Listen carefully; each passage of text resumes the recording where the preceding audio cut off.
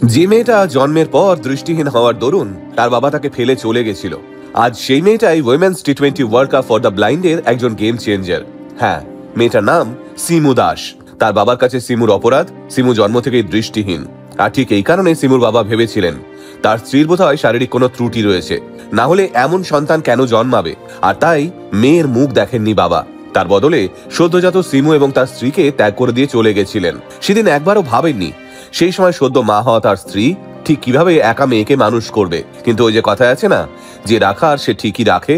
আর আজ তাই গোটা দেশের গর্ব সিমু। দৃষ্টিহীন এই মেয়েটা বিশ্ব চ্যাম্পিয়ন হয়ে ঘরে ফিরেছে। গোটা দেশের বড় বড় সংবাদপত্রের হেডিং এ আজ সিমুর নাম। একেই বোধহয় বলে কর্মা, তাই না? আসামের প্রত্যন্ত গ্রামে জন্ম সিমুর।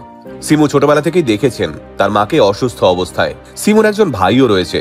দুর্ভাগ্যবশত সিমুর সেই ভাইও বিশেষভাবে সক্ষম। আর এইরকম একটা ঘর থেকে উঠে আসা মেয়েটা যে কোনোদিনও বাবার ভালোবাসা ঠিক কি সেটা জানবার অবকাশও পায়নি, দুবেলা ভরপেট খেতে পায়নি, আজ সেই মেয়েটাই ভারতকে জগৎসভায় শ্রেষ্ঠ আসনে বসালো। সম্প্রতি উইমেন্স টি20 world cup for the blind অনুষ্ঠিত হয়েছে কলম্বোয়। চলতি বছরের 11 নভেম্বর নয়াদিল্লিতে এই টি20 টুর্নামেন্ট শুরু হলেও এই টুর্নামেন্টের ফাইনাল অনুষ্ঠিত হয় শ্রীলঙ্কার কলম্বোয়। আর সেখানেই নেপালকে 7 উইকেটে হারিয়ে বিশ্বকাপের মুকুট নিয়ে ঘরে ফিরল ভারতের এই রত্ন মেয়েরা। কিন্তু এই রত্ন মেয়েদের জীবনের রাস্তাটা ঠিক কতটা পাথুরে তা আজকের এই ভিডিওটা শুনলে বুঝতে পারবেন। আমরা যারা অল্পেই ভেঙে পড়ি, কথায় কথায় জীবনকে দোষারোপ করি, তাদের সিমুকে দেখে আসলেই শেখা উচিত লড়াই কাকে বলে। সিমুর মায়ের পক্ষে এই দুই বিশেষভাবে সক্ষম সন্তানকে নিয়ে লড়াইটা ছিল আরো কঠিন। প্রথমত তিনি নিজেও অসুস্থ, শয্যাশায়ী ছিলেন, তাই দুই সন্তানের মুখে একটু খাবার তুলে দিতে রীতিমতো হিমশিম খেতে হতো তাকে। কিন্তু এই অসহনীয় কঠিন পরিস্থিতিতে দাঁড়িয়েও ছোটবেলা থেকে সিমুর মন প্রাণ ধ্যান ছিল ক্রিকেট। আশপাশের লোকেরা সিমুকে কটাক্ষ করত, চোখে দেখতে পাস না ক্রিকেট খেলবি, তার চেয়ে লোকের বাড়ি কাজ কর, দুটো পয়সা আসবে সংসারে। কিন্তু পড়াশোনার পাশাপাশি সিমু ক্রিকেটকে এতটাই ভালোবাসতেন যে তার মন সবসময় একটা সুযোগের অপেক্ষায় থাকতো। শাহরুখ খানের একটা বিখ্যাত ডায়লগ আছে না, किसी चीज को अगर दिल से चाहो तो पूरी कायनात उसे तुमसे मिलाने की कोशिश में लग जाती है। ঠিক সেই রকমই সিমু একদিন খোঁজ পান ব্যাটল ফর ব্লাইন্ডনেস নামের একটা অর্গানাইজেশনের।